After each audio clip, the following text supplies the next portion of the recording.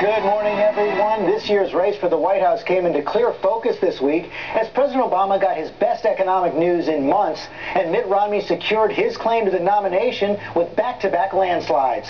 That big win in Florida Tuesday and yesterday in Nevada, with about 70% of the caucus vote counted so far. Romney's at 48%, Newt Gingrich has 23%, and right on his heels, Texas Congressman Ron Paul, and he joins us now. Congressman Paul, thanks for joining us this morning. Thank you. Good to be with you.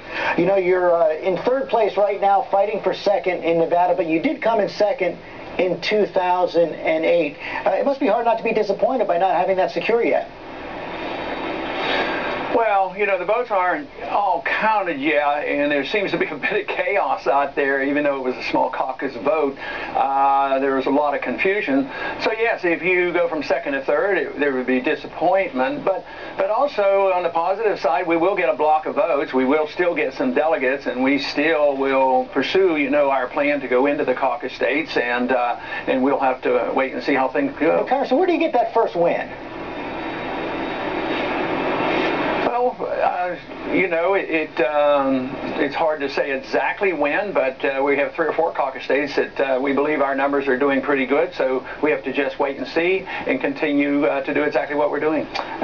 Former Speaker Newt Gingrich is also vowing to stay in this race straight through to the convention. He continued his pretty much scorched earth campaign against Mitt Romney last night. Take a listen.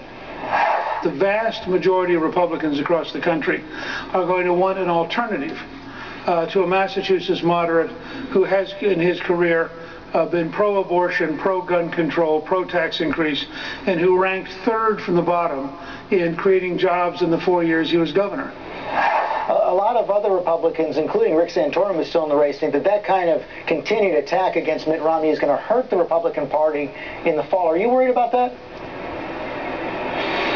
I don't worry about a lot of things. I don't worry about that. I worry about myself. I worry about the message. I worry about the country. I worry about the wars going on. I worry about the economy in the real sense of what it's like to have runaway inflation. Those are things I worry about, and that's what energizes my supporters, and that's why we get these thousands of people coming out.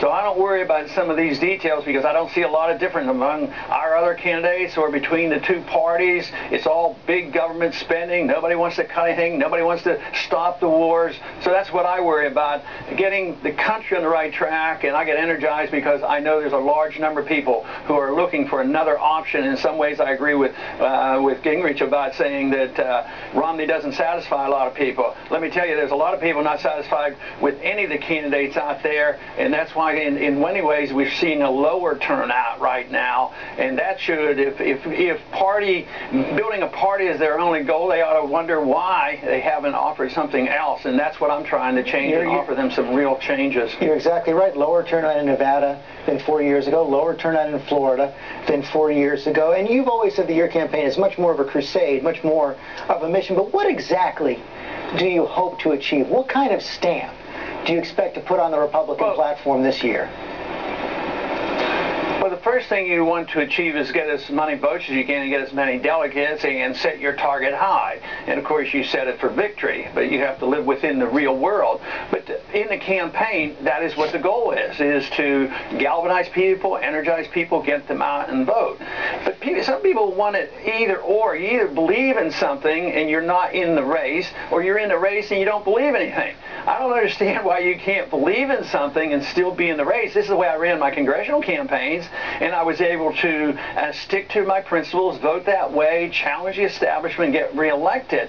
So it's a bigger challenge, of course, to do this in a nation, but we've done this, you know, in the early primaries like Iowa and New Hampshire, and we've been able to achieve that to a degree. But that is my goal, to make sure that campaigning and political activity represents true beliefs and a true understanding of what we're doing, rather than saying superficially, how do you win the race? How do you become the nominee? I'm taking you at that point, and that's why I'm trying to get at the deeper question. You said back in 2008 that you wanted to make a permanent mark, be a permanent presence on the American political landscape. And do you think you've been able to do that, and what changes have you actually effected? Yeah, I do, but I don't take all the credit for it. But there's been a big change in this country because there's a different understanding now. There's a lot more people talking about free market economics rather than Keynesian welfareism and interventionism. So there's a large segment. Intellectually, that is the case. But among the young people, there is a revolution, an intellectual revolution going on with the young people. And there are people who have sat on the sidelines for years. The independents that I talk to, obviously we're not in a large majority right now when the election comes, but anybody who cares about what I'm talking about has to come to the campuses. Last night we had in a small college in Minnesota, we had 1,300 people coming out, and they're energized. It has not been translated into an absolute political change, but believe me, the intellectual revolution going on, and that has to come first before you see the political changes, and that's where I'm very optimistic. Do you think you can change Mitt Romney's mind on any of these big issues, and will you endorse him if he gets the nomination? Yeah, I think Mitt can change his mind. He's changed his mind in the past. If he hears from our young people and voters, and we continue this, yeah, he's going to change his mind if there's a political benefit to it. So I think they all will change their mind because they don't approach this with firm convictions. And if they do have a firm conviction, most of the time it's embedded, to a flawed economic policy and a flawed economic system, a flawed monetary policies. So yes, they're open to it, but they're only going to be open to it, and they're only going to change their mind when the emphasis comes from the people and people's attitudes change. Government is a reflection of the people. So both I want to change the government, and I want to change it through the electoral process, but I also want to change the hearts and minds of people. That is where it really starts, and that is where we're making the progress. And you have been consistent in that. Congressman Paul, thanks very much for your time this morning. We turn now to